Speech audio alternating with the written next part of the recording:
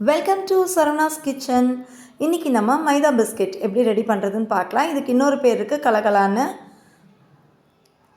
இப்போ நான் 3/4 cup sugar எடுத்து அதை நல்லா பவுட்ரு பண்ணி எடுத்து வச்சுருக்கேன். எந்த கப்பில் அளக்குறோமோ அதே கப்பு தான் நம்ம எல்லா மெஷர்மெண்ட்டும் அளக்க போகிறோம். 1/4 கப்பு அளவுக்கு தண்ணி ஊற்றிட்டு அதை நல்லா மிக்ஸ் பண்ணிக்கலாம்.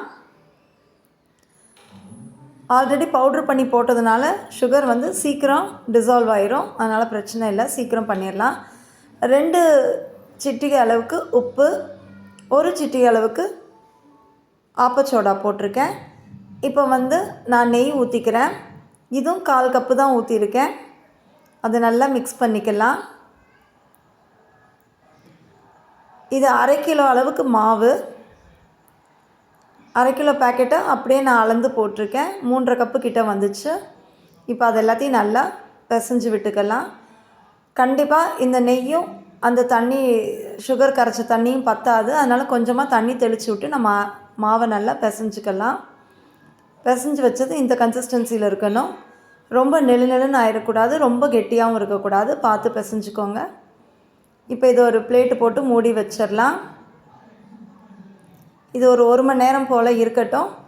1 மணி நேரம் ஆயிடுச்சு, நல்லா ஊறிடுச்சு பாருங்கள். இப்போ இதை நான் கொஞ்சம் கொஞ்சமாக பிரித்து எடுத்துக்கிறேன். கையில் இந்த மாதிரி நல்லா உருட்டிட்டு நம்ம சப்பாத்தி உருட்டுற பிளேட்டில் வச்சுட்டு இந்த மாதிரி உருட்டிக்கலாம். இந்த மாதிரி தேய்ச்சி எடுக்கணும். இது கரெக்டான ஷேப்புக்கெல்லாம் வராது.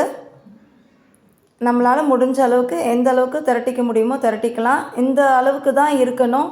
ரொம்ப திக்காகவும் இருக்கக்கூடாது, ரொம்ப நைஸாக, ரொம்ப தின்னாகவும் இருக்கக்கூடாது. இப்போ இதை நான் கத்தியில் நல்லா இந்த மாதிரி கோடு போட்டு விட்டுக்கிறேன். எந்த அளவுக்கு நமக்கு சைஸ்க்கு வேணுமோ அந்தளவுக்கு நம்ம கட் பண்ணி எடுத்துக்கலாம். இப்போ அது எல்லாத்தையும் ஒன்றா பிரித்து இன்னொரு இதில் மாற்றிக்கிட்டேன் நான்.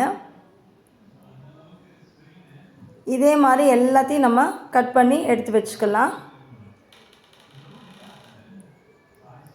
இப்போ நான் ஒரு பேன் அடுப்பில் வச்சு நல்லா சூடானதுக்கப்புறம் நிறைய எண்ணெய் ஊற்றிட்டேன். எண்ணெய் ஊற்றிட்டு ஒரு சின்ன பீஸ் குட்டியாக போட்டு பார்க்கலாம். அது மேலே எலும்பி வருதுன்னா நம்மளோட எண்ணெய் நல்லா சூடாயிடுச்சுன்னு அர்த்தம். சூடானதுக்கப்புறம் அது மீடியம் ஃப்ளேமில் வச்சுக்கோங்க, ஹை ஃப்ளேமில் வைக்காதீங்க. சூடாகிற வரையும் தான் ஹை ஃப்ளேமில் வைக்கணும். இப்போ நல்லா மீடியம் ஃப்ளேமில் வச்சுட்டு நல்லா இந்த மாதிரி வறுத்து எடுத்துக்கலாம். 2 பக்கமும் பெரட்டி விட்டுருங்க.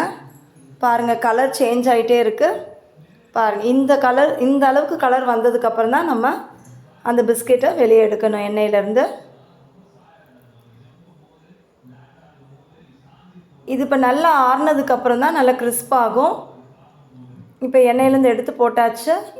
இதே மாதிரி நான் எல்லாத்தையும் ஃப்ரை பண்ணி எடுத்துட்டேன். பாருங்கள் எவ்வளோ சூப்பராக நம்மளோட பிஸ்கெட் ரெடி ஆகிடுச்சுன்னு.